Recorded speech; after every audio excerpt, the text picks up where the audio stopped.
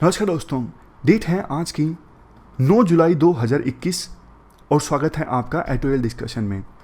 हिंदू में देखो आज एक आर्टिकल इंपॉर्टेंट है। यहाँ पे बड़ा जो आर्टिकल है ये तो देखो अफगानिस्तान से संबंधित है। अफगानिस्तान का इशू हम पिछले 2-3 दिन से डिस्कस कर रहे हैं। पॉइंट्स रिपीट ही हो रहे हैं, नए पॉइंट्स नहीं हैं। इसके बाद यहाँ आर्टिकल है फ्यूजिटिव्स यानी भगोड़ों को ट्रैक करने से संबंधित।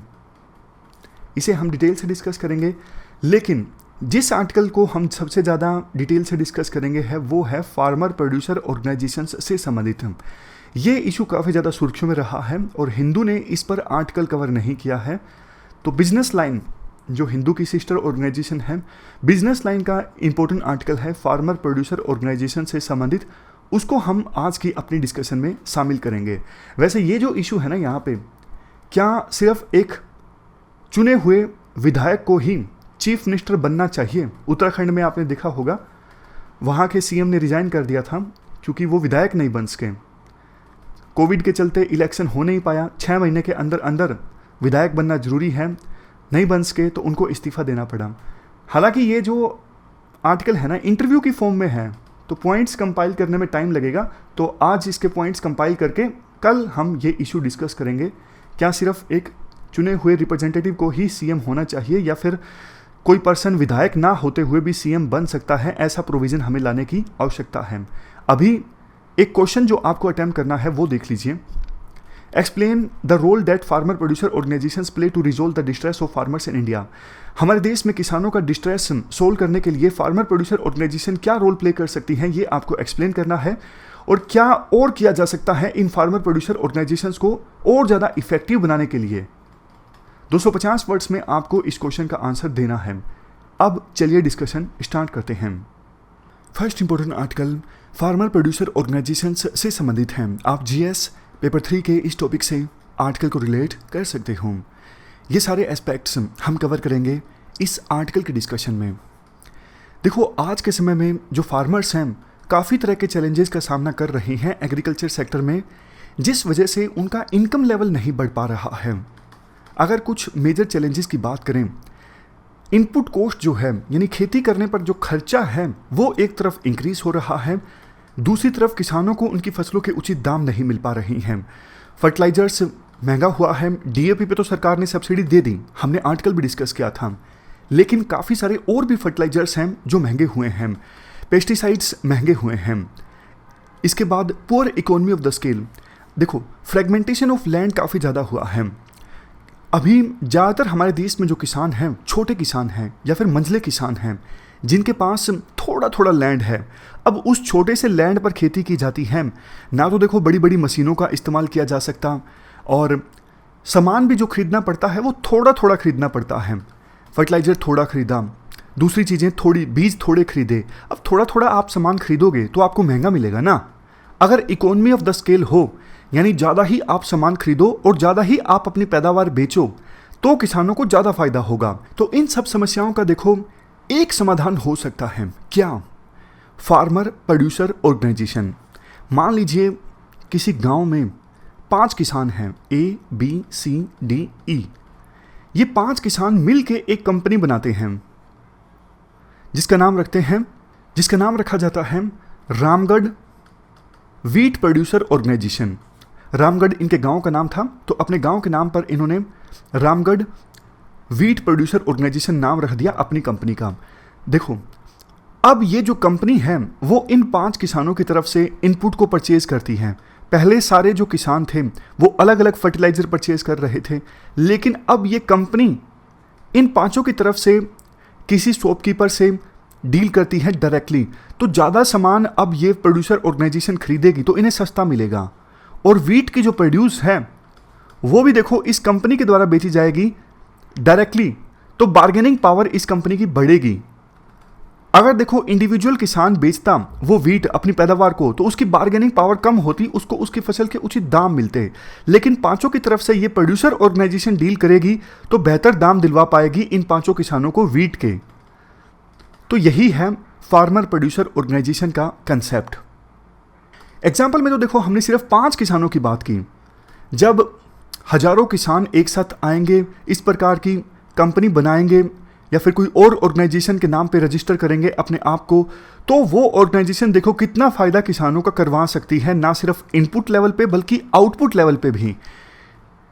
अगर देखो कुछ फीचर्स की हम बात करें फार्मर प्रोड्यूसर ऑर्गेनाइजेशंस की, ये देखो वॉलंटरी ऑर्गेनाइजेशंस होती हैं, मतलब मर्जी होती है किसानों की ऑर्गेनाइजेशन को ज्वाइन करें या फिर ना करें। इस प्रकार की फार्मर प्रोड्यूसर ऑर्गेनाइजेशंस सबके लिए ओपन होती हैं। एक ही आइडेंटिटी होनी चाहिए, क्या? किसान, फार्मर। ना धर्म मैटर करता है, ना जाति मैटर करती है, ना जेंडर मैटर करता है, ना रेस मैटर करती है, ना एथनिक ग्रुप मैटर करता है। देखो ये फार्मर प्रोड्यूसर ऑर्गेनाइजेशंस अपने मेंबर्स को यानी किसानों को एजुकेशन देती हैं खेती के बारे में, उनको ट्रेनिंग प्रोवाइड करती हैं। इन ऑर्गेनाइजेशंस के मेंबर मिलके अपना रिप्रेजेंटेटिव चुनते हैं, मैनेजर चुनते हैं, ताकि पूरी फार्मर प्रोड्यूसर ऑर्गेनाइजेशन को रन किया जा सके। ये देखो कंसेप्ट गुजरात, महाराष्ट्र, मध्य प्रदेश, राजस्थान, इन राज्यों में काफ़ी सफल हुआ है, मतलब काफ़ी अच्छे रिजल्ट्स सामने आए हैं फार्मर प्रोड्यूसर ऑर्गेनाइजेशंस के इन राज्यों में।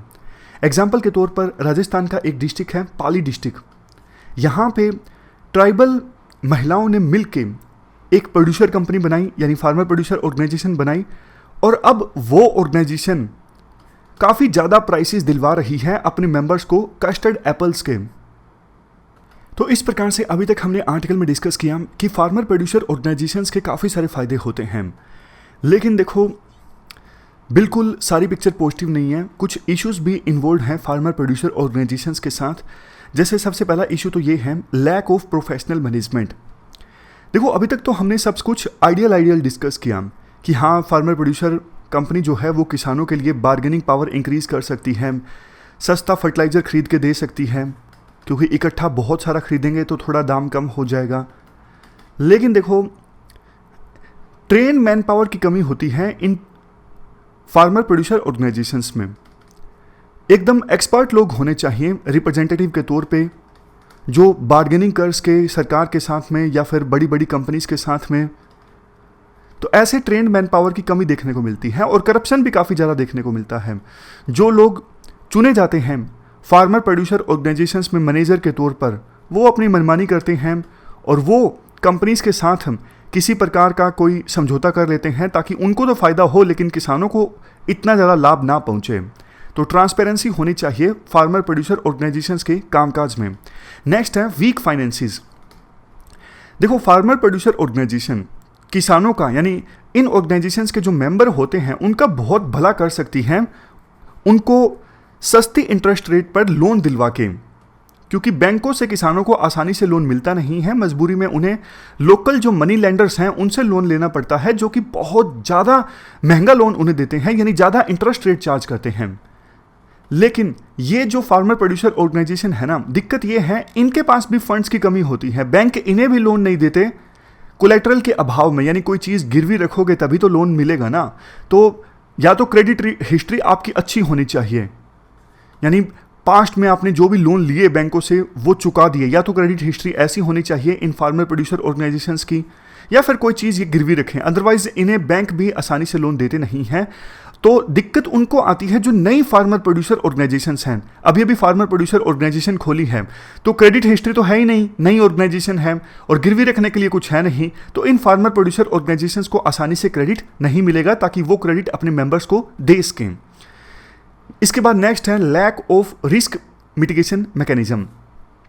जैसे देखो किसान फसल उगाते हैं, उनके रिस्क को कवर करने के लिए काफ़ी सारी इंश्योरेंस स्कीम्स हैं, लेकिन फार्मर प्रोड्यूसर ऑर्गेनाइजेशन अगर फेल हो गई तो उसके लिए रिस्क कवर नहीं है, तो यही है lack of risk mitigation mechanism. इसके बाद नेक्स्ट है इनएडिक्वेट एक्सेस टू इंफ्रास्ट्रक्चर। देखो ये फार्मर प्रोड्यूसर ऑर्गेनाइजेशन भला तो काफ़ी कर सकती है किसानों का, उन्हें स्टोरेज फैसिलिटी प्रोवाइड करके, ट्रांसपोर्ट फैसिलिटी प्रोवाइड करके, लेकिन ये सारी फैसिलिटीज़ इनके पास भी तो होनी चाहिए ना। फार्मर प्रोड्यूसर ऑर्गेनाइजेशन के पास भी इंफ्रास्ट्रक्चर की कमी देखने को मिलती है। जब उनके पास कोल्ड स्टोरेज फैसिलिटी होगी तभी तो वो कोल्ड स्टोरेज फैसिलिटी अपने मेंबर्स को प्रोवाइड कर सकेंगे ना, तो ये भी इशू है। तो अब बात करते हैं वे फॉरवर्ड की। सबसे पहला पॉइंट वे फॉरवर्ड में दिया जाता है डिवीजन ऑफ वर्क। देखो याद कीजिए एक इशू हमने ये डिस्कस किया था फार्मर प्रोड्यूसर ऑर्गेनाइजेशन के साथ, lack of train man power, यानी ऐसे लोगों की कमी होती है जो डील कर सकें बड़े बड़े रिटेलर्स के साथ। तो सजेस्ट ये किया जाता है काम डिवाइड कर लो, फार्मर प्रोड्यूसर ऑर्गेनाइजेशन जो हैं वो डायरेक्टली फार्मर से एंगेज करें, जबकि अलग से यूनिट इस्टेब्लिश की जाए, farmer producer organisation support unit.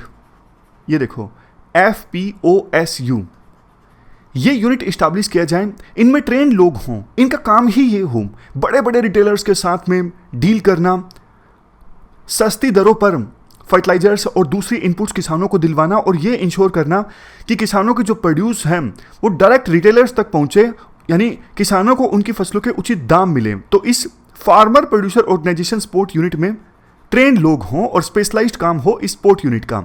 उसके बाद नेक्स्ट है एजुकेशन रिलेटेड टू FPOs। देखो जो हमारे रूरल एरियाज में इंस्टीट्यूशंस या फिर एग्रीकल्चर यूनिवर्सिटीज़ हैं, उनको कहा जाए कि आप स्पेशल कोर्स तैयार कीजिए फार्मर प्रोड्यूसर ऑर्गेनाइजेशन के बारे में अवेयरनेस फैलाने के लिए और इनको प्रमोट करने के लिए, और आप यूथ पे फोकस कीजिए, खास करके महिलाओं पर, ताकि वो ट्रेंड हो फार्मर प्रोड्यूसर ऑर्गेनाइजेशंस की एक्टिविटीज़ को चलाने के लिए। इसके बाद नेक्स्ट है इनेबल मार्केटिंग। देखो फार्मर प्रोड्यूसर ऑर्गेनाइजेशन के पास जो इनके मेंबर किसान हैं, उनकी फसल की मार्केटिंग करने की क्षमता होनी चाहिए। अगर फार्मर प्रोड्यूसर ऑर्गेनाइजेशन के पास मार्केटिंग की क्षमता होगी तो वो उनके मेंबर फार्मर्स की फसलों को उचित दाम पर बेच पाएंगे। तो इसके लिए एक काम ये किया जा सकता है कि फार्मर प्रोड्यूसर ऑर्गेनाइजेशन को एज ए प्लेस ऑफ ग्रामीण एग्री मार्केट, यानी ग्राम कंसीडर किया जाए। ग्राम मतलब ग्रामीण एग्री मार्केट। और आवश्यकता देखो ये भी है, फार्मर प्रोड्यूसर ऑर्गेनाइजेशन के पास आवश्यक मार्केटिंग इंफ्रास्ट्रक्चर हो जो उन्हीं का हो और फार्मर प्रोड्यूसर ऑर्गेनाइजेशन के द्वारा ही मैनेज किया जाए। इसके बाद नेक्स्ट है उबर ओला मॉडल। उबर ओला मॉडल में क्या होता है, कैब शेयरिंग होती है। उसी प्रकार से वेरियस जो फार्मर प्रोड्यूसर ऑर्गेनाइजेशन हैं वो भी आपस में रिसोर्सेज को शेयर कर सकते हैं, इससे किसानों को और भी फायदा होगा। इसके बाद लास्ट है nudging the strengthening of FPOs। देखो जो कंसर्न मिनिस्ट्रीज या फिर डिपार्टमेंट्स हैं, उनको बोला जा सकता है कि आप जो भी फार्मर सेंट्रिक स्कीम्स चला रहे हो, किसानों की वेलफेयर के लिए जो भी स्कीम आप चला रही हो ना, वो आप इन FPOs के थ्रू चलाइए, फार्मर प्रोड्यूसर ऑर्गेनाइजेशंस के थ्रू इंप्लीमेंट कीजिए, तो बेहतर आउटकम निकलेगी। इससे देखो FPOs जो हैं और भी ज़्यादा स्ट्रॉन्ग होंगी और आउटकम अच्छी आएगी। तो ये सारे सजेशंस दिए जाते हैं वे फॉरवर्ड में फार्मर प्रोड्यूसर ऑर्गेनाइजेशंस को और ज़्यादा मजबूत बनाने के लिए। चलते हैं आगे। इसके बाद नेक्स्ट आर्टिकल फ्यूजिटिव्स से संबंधित है। आप GS पेपर 3 के इस टॉपिक से आर्टिकल को रिलेट कर सकते हो। फ्यूजिटिव मतलब भगोड़ा। जब देखो कोई पर्सन फॉर एग्जांपल हमारे देश में अपराध करके भाग जाता है किसी दूसरे देश में, जैसे नीरव मोदी, विजय माल्या, ये क्या हैं, ये इन्होंने हमारे देश में अपराध किया और भाग गए UK में, तो ये हैं भगोड़े यानी फ्यूजिटिव्स। इवन देखो मान लीजिए कोई कन्विक्ट है, सजा काट रहा था, 2 हफ्तों की पैरोल मिली, छुट्टी पर आया जेल से, लेकिन भाग गया किसी दूसरे देश में, वो पर्सन भी क्या है, फ्यूजिटिव यानी भगोड़ा। देखो इंडिया के द्वारा, मतलब इंडिया का तो एग्जाम्पल है, जब इंडिया के द्वारा UK से इनको भारत में लाने की कोशिश की जा रही है, तो इसका मतलब ये है कि इन भगोड़ों की यानी फ्यूजिटिव्स की एक्स्ट्राडिशन की कोशिश की जा रही है। एक्स्ट्राडिशन। विजय माल्या और नीरव मोदी, ये तो देखो सिर्फ 2 एग्जाम्पल हैं, न जाने कितने अपराधी, कितने आरोपी ऐसे हैं जो भारत में अपराध करके चले जाते हैं दूसरे देशों में, लेकिन उनका कोई अता पता नहीं लगता, केस जो है वो बंद कर दिया जाता है। आमतौर पर देखो जो सेंट्रल गवर्नमेंट की एजेंसीज हैं ना, वो ज़्यादा सक्षम होती हैं ऐसे अपराधियों को इंडिया में वापस लाने में, क्योंकि जो स्टेट एजेंसीज होती हैं, लोकल लेवल पे जो पुलिस होती हैं, उनका तो आपको पता है उनके ऊपर देखो बहुत बर्डन होता है, लैंड ऑर्डर की प्रॉब्लम संभालना, वो इन्वेस्टिगेशन में इतने ज़्यादा सक्षम नहीं होते। जबकि सेंट्रल गवर्नमेंट की एजेंसीज का मेन तो काम ही ये होता है ना, इन्वेस्टिगेशन एंड प्रोसिक्यूशन, अपराध को इन्वेस्टिगेट करना और आरोपी को सजा दिलवाना। इस काम में वो उनको महारत हासिल होती है। और मिनिस्ट्री ऑफ एक्सटर्नल अफेयर, वो भी तो सेंट्रल गवर्नमेंट में है ना, दूसरे देशों की सरकारों से बात करना, वो सेंट्रल गवर्नमेंट की एजेंसीज आसानी से बात कर सकती हैं, लेकिन स्टेट पुलिस जो है उनके पास इतनी कैपेबिलिटी नहीं होती। तो आमतौर पे जो लोकल पुलिस है ना, उनको जब पता लगता है कि हाँ अपराधी जो है वो दूसरे देश में भाग गया है, वो केस बंद कर देते हैं। लोकल SHO तो खुश हो जाता है कि हाँ चलो भाग गया तो अब केस बंद कर देते हैं, अब हमारे हाथ में नहीं है उनको पकड़ना। कुछ लोकल लेवल पे पुलिस स्टेशंस ऐसे होते हैं अगर आरोपी दूसरे देश में भाग गया है या अपराधी दूसरे देश में भाग गया है तो उसकी प्रॉपर्टी को अटैच कर लिया जाता है और उस अपराधी को प्रोक्लेम्ड ऑफेंडर डिक्लेयर करवा दिया जाता है। लेकिन देखो, ऐसा बहुत कम केसेस में देखने को मिलता है कि हमारे देश की वेरियस एजेंसीज हैं, चाहे लोकल पुलिस हो, मिनिस्ट्री ऑफ एक्सटर्नल अफेयर हो, इंटेलिजेंस एजेंसीज हों, वो मिल के काम करें उस अपराधी को वापस इंडिया में लाने के लिए जो इंडिया में अपराध करके दूसरे देश में भाग गया है। आपने इनके बारे में सुना होगा, red corner notice, blue corner notice. यहां पर एक बार देख लीजिए, रेड कॉर्नर नोटिस कब जारी किया जाता है? जब देखो किसी पर्सन ने देश में अपराध किया, भाग गया दूसरे देश में, फॉर एग्जांपल इंडिया में अपराध किया, भाग गया यूके में, तो इंडिया उस अपराधी की लोकेशन के बारे में पूछती है यूके की एजेंसी से और कहती है कि आप उस वांटेड पर्सन को गिरफ्तार कर लीजिए ताकि उसको हम उस अपराधी का एक्सट्रेडिशन इंडिया में हो सके। तो इस चीज़ के लिए जारी किया जाता है रेड नोटिस। किसके द्वारा जारी किया जाता है? ये इंटरपोल के द्वारा जारी किया जाता है। इंडियन एजेंसीज की रिक्वेस्ट पर इंटरपोल जो है वो रेड नोटिस जारी कर सकती हैं। इंटरपोल मतलब इंटरनेशनल पुलिस। देखो, जो 194 देश हैं पूरे वर्ल्ड में, उनकी पुलिस के बीच कोऑपरेशन इस्टाब्लिश करने का काम करती है ये ऑर्गेनाइजेशन इंटरपोल, जिसका पूरा नाम है इंटरनेशनल पुलिस, और इसको इस्टाब्लिश किया गया था 1923 में। इसका हेडक्वार्टर है फ्रांस में।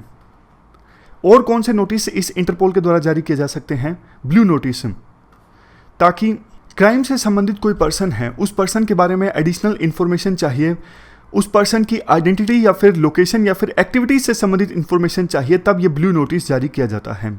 येलो नोटिस कब जारी किया जाता है इंटरपोल के द्वारा? जब देखो मिसिंग पर्सन्स, कई बार तो माइनर्स जिनकी एज 18 साल से कम है, ऐसे लोगों को ट्रेस करने के लिए येलो नोटिस जारी किया जाता है। नेक्स्ट है black notice.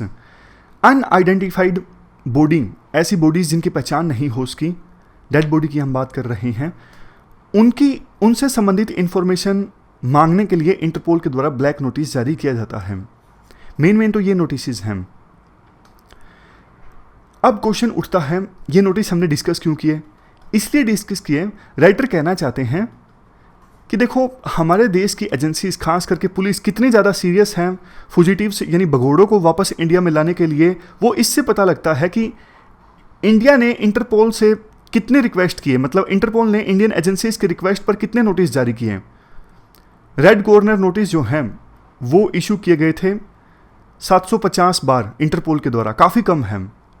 Blue corner notice जारी किए गए इंटरपोल के द्वारा इंडियन एजेंसीज की रिक्वेस्ट पर 300 बार, जबकि भगोड़े तो देखो बहुत सारे हैं जो दूसरे देशों में चले जाते हैं इंडिया में अपराध करके। क्या किया जा सकता है? देखो, सबसे पहले तो आप इंडिया में विभिन्न एजेंसीज का जो डेटा है ना वो इंटीग्रेट करो। हमारे देश में कोई भी पुलिस स्टेशन हो जिसके रिकॉर्ड में ये दर्ज है कि अपराधी अपराध करके दूसरे देश में चला गया है, तो वो एक ही जगह पे मिलना चाहिए। सेंट्रलाइज्ड डेटाबेस होना चाहिए फ्यूजिटिव्स से संबंधित। इसके लिए देखो सरकार ने एफर्ट्स लगाए भी हैं, जैसे crime and criminal tracking network and system, इसके बाद नेशनल इंटेलिजेंस ग्रिड। विभिन्न एजेंसीज का डेटा जो है वो एक जगह पर इकट्ठा होता है, लेकिन थोड़ा और इंटीग्रेशन की आवश्यकता है। यह किया जा सकता है राइटर के अनुसार, वांटेड पर्सन नोटिस का सिस्टम स्टार्ट किया जा सकता है। जैसे देखो इंटरपोल नोटिस जारी करती है पूरे वर्ल्ड में, पूरे वर्ल्ड की पुलिस को नोटिस भेज देती है किसी देश की पुलिस की रिक्वेस्ट पर, उसी प्रकार से पहले तो डोमेस्टिकली ऐसा सिस्टम बनाने की आवश्यकता है ताकि इंटरस्टेट जो एक्सट्रेडिशन होता है, एक राज्य से दूसरे राज्य में जो एक्सट्रेडिशन होता है वो आसानी से हो सके। यूएसए में देखो ऐसा जो इंटरस्टेट एक्सट्रेडिशन का सिस्टम है अभी फंक्शनल है। इंडिया में भी इसी प्रकार का एक अच्छा सा functional interstate extradition system establish किया जा सकता है। और उसके बाद देखो डेडिकेटेड फ्यूजिटिव ट्रैकिंग यूनिट्स होने चाहिए हर एक लेवल पे, जिनका काम ही ये हो भगोड़ों को ट्रैक करना। नेक्स्ट, बेहतर इंटीग्रेशन होना चाहिए देश की काफ़ी सारी एजेंसीज के बीच, जैसे immigration agencies, state police agencies, Interpol Delhi, external affair ministry, home ministry, central investigation agencies, इन सब के बीच में एक बेहतर कोऑर्डिनेशन होना ही चाहिए। नेक्स्ट पॉइंट, अभी देखो कुछ लूप होल्स हैं, उन लूप होल्स को एड्रेस किया जा सकता है। जैसे अभी इंडिया में जो वांटेड पर्सन्स हैं, उन वांटेड पर्सन्स का डेटा इंडिया फॉरेन एम्बेसीज के साथ शेयर करें और रेसिप्रोकल बेसिस पे ये होना चाहिए। जैसे फ्रांस में अपराधियों का वांटेड का जो डेटाबेस है वो इंडिया के साथ शेयर हो और इंडिया अपना डेटा फ्रांस के साथ शेयर करें।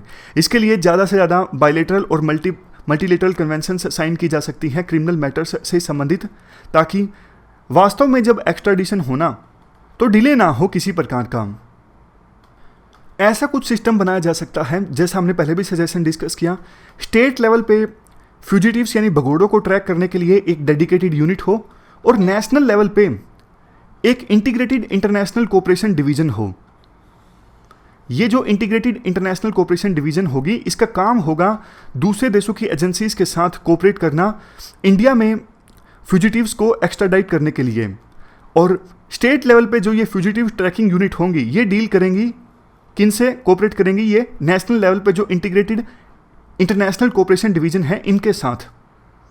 तो ये थी हमारी आज की डिस्कशन। आज हमने 2 इश्यूज़ को डिस्कस किया।